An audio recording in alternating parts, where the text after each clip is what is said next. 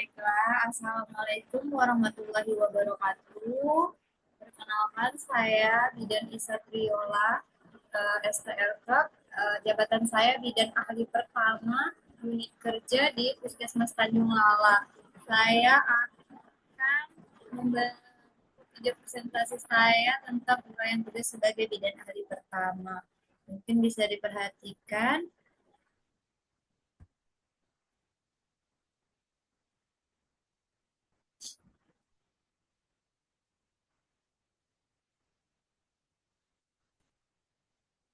Baik, menurut Permenpan nomor 36 tahun 2019 ada 29 poin yang bisa dilakukan oleh bidan ahli pertama. Yang pertama yaitu melakukan pengkajian pada ibu hamil fisiologis, menyusun perencanaan asuhan kebidanan pada ibu hamil fisiologis, memberikan asuhan kebidanan pada ibu hamil fisiologis, melakukan pengkajian asuhan pada ibu bersalin, memberikan asuhan kala 1 persalinan fisiologis dan memberikan kala 2 persalinan fisiologis, kemudian kala 3 persalinan fisiologis, kala 4 persalinan fisiologis. Melakukan pengkajian pada ibu nifas fisiologis, kemudian melakukan asuhan kebidanan pada ibu nifas fisiologis.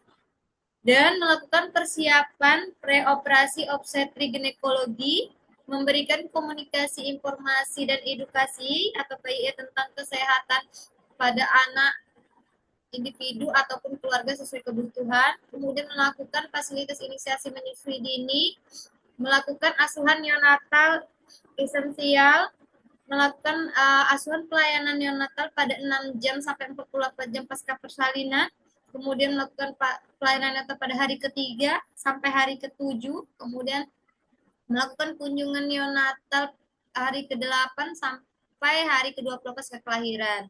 Kemudian memfasilitasi konseling kesehatan reproduksi, konseling pranikah, dan konseling keluarga berencana.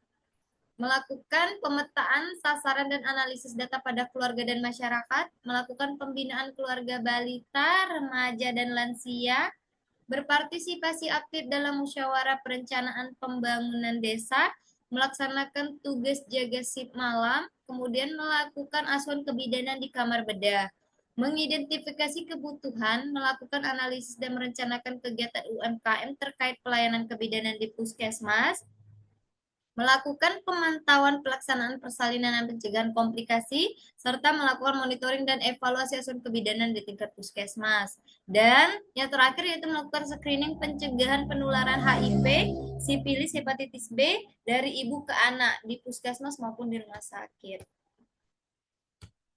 Baik, masuk ke isu berdasarkan tupoksi saya memilih 5 isu berdasarkan tupoksi bidan ahli pertama. Yang pertama yaitu belum optimalnya penerapan penyusunan rencana asuhan kebidanan. Kemudian masih kurangnya pengetahuan ibu tentang pentingnya pemeriksaan kehamilan. Yang ketiga masih kurangnya pengetahuan ibu dan keluarga tentang pentingnya persalinan di fasilitas kesehatan. Yang keempat belum optimalnya KIE yang diberikan bidan terhadap ibu, anak, dan kesehatan keluarga. Masih terdapat kematian ibu dan bayi. Dari 5 isu ini, saya membuat terapisan isu dengan metode APKL, yaitu yang pertama bisa dilihat dari share screen yang saya bagikan, belum optimalnya penerapan penyusunan rencana asuhan kebidanan. Dari APKL ini mendapat total skor yaitu 9. Kemudian masih kurangnya pengetahuan ibu tentang penting pemeriksaan kehamilan. Dari APKL ini mendapat total skor yaitu 17. Masih kurangnya pengetahuan ibu dan keluarga tentang pentingnya persalinan di fasilitas kesehatan, yaitu mendapat skor APKL yaitu 18. Belum optimalnya KIE yang diberikan bidan terhadap ibu dan anak kesehatan keluarga, total skornya yaitu 16. Masih terdapat kematian ibu dan bayi. Total skor APKL-nya yaitu 19.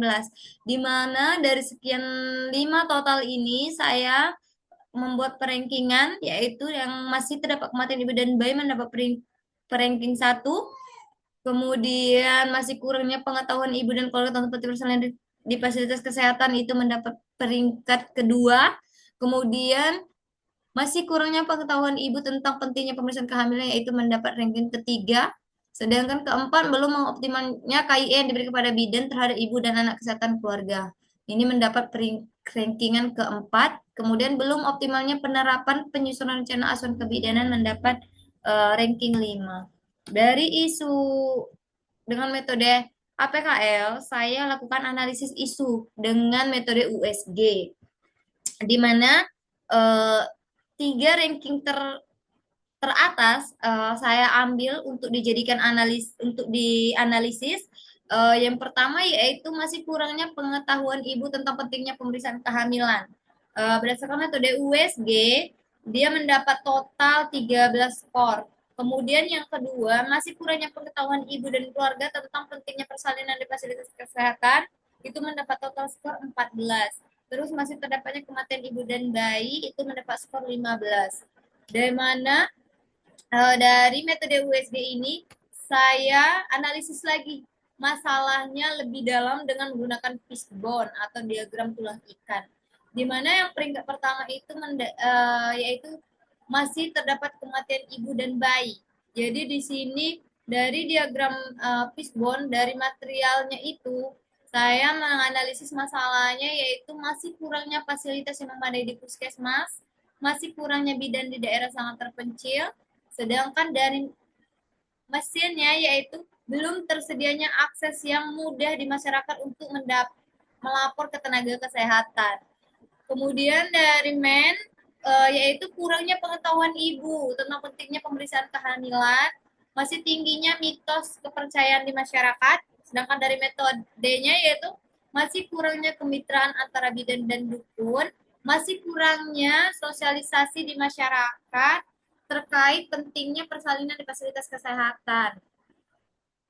Kemudian dari analisis fishbone ini, mari kita melakukan alternatif untuk pemecahan masalahnya, yaitu